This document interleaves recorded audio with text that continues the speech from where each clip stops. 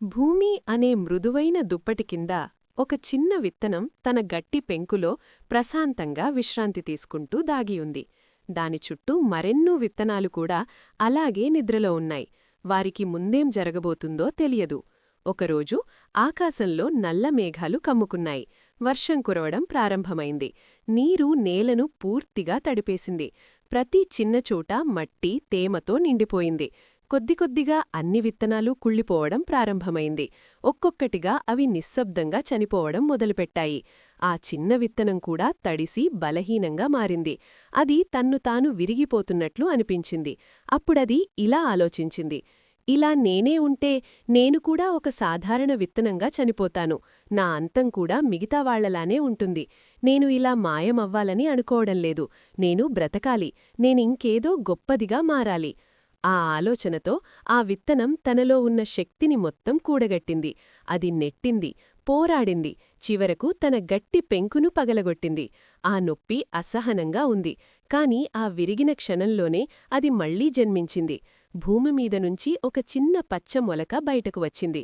ఇప్పుడే అదే వర్షం, దాన్ని ముంచాలని ప్రయత్నించిన అదే వర్షం దానికి స్నేహితుడిగా మారింది. అదే నేల, దాన్ని పాతిపెట్టిన నేల ఇప్పుడు దానికి బలమిచ్చింది. వర్షం, నేలా కలిసి దాన్ని పెద్దదిగా, బలమైనదిగా పెంచాయి. రోజులు గడిచాయి. ఆ చిన్న మొలక ఒక యువ మొక్కగా మారింది.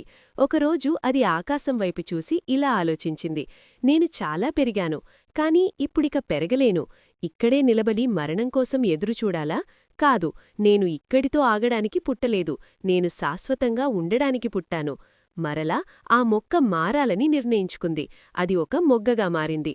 వసంతకాలం రాగానే ఆ మొగ్గ ఒక అందమైన పువ్వుగా వికసించింది.